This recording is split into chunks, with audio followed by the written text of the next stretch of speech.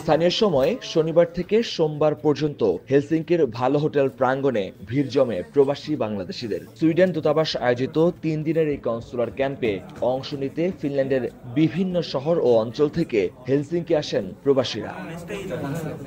এই ক্যাম্পে কেবল পাসপোর্ট সংক্রান্ত সেবাই নিয়েছেন 4 শতাধিক প্রবাসী। পাসপোর্ট নবায়ন, জন্ম ও বিবাহ নিবন্ধন, পাওয়ার অফ অ্যাটর্নি সহ অন্যান্য কনসুলার সেবা পেয়েছেন তারা। ফিনল্যান্ডে বাংলাদেশ এম্বাসির কোনো এম্বাসি না থাকায় স্টকহোম থেকে যখন এখানে ওনারা সেবাটা দেওয়ার জন্য আসে, সো ওই সেবাটা নেওয়ার জন্য হচ্ছে আমি মেনলি হেলসিঙ্কিতে আসছি, যাতে করে আমার পাসপোর্টটা আবার রিনিউ করে নতুন করে আবার চলতে পারে। এছাড়াও প্রবাসী শিক্ষার্থীদের মিগ্রি সংক্রান্ত জটিলতা নিরসনেও পরামর্শ ডেস্কে সেবা দেন দূতালয় প্রধান।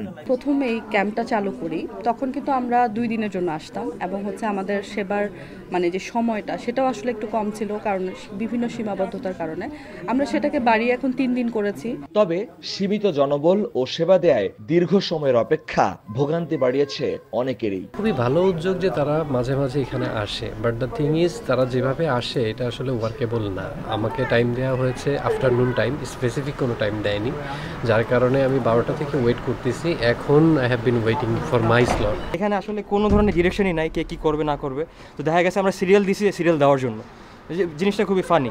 তো এরকম ছোটোখাটো বিষয়গুলো যদি ঠিক করা যেত তাহলে আমাদের জন্য ভোগান্তিটা এত বেশি হতো না। এদিকে ক্যাম্প চলাকালীন নবনিযুক্ত রাষ্ট্রদূতের কাছে ফিনল্যান্ডে স্থায়ী দূতাবাস স্থাপনের আনুষ্ঠানিক আবেদন জানিয়েছে প্রবাসী বাংলাদেশি নেতারা। এই পিটিশনে স্বাক্ষর করেছেন প্রায় 1000 প্রবাসী। ফিনল্যান্ডে বাংলাদেশের দূতাবাস অতি শীঘ্রই প্রয়োজন। আমি আশা করব এম্বাসির তরফ থেকে সর্বাঙ্গীন সহযোগিতা পাবো। পররাষ্ট্র মন্ত্রণালয় এটা খুব দ্রুত এটা যাতে কার্যকরী করে।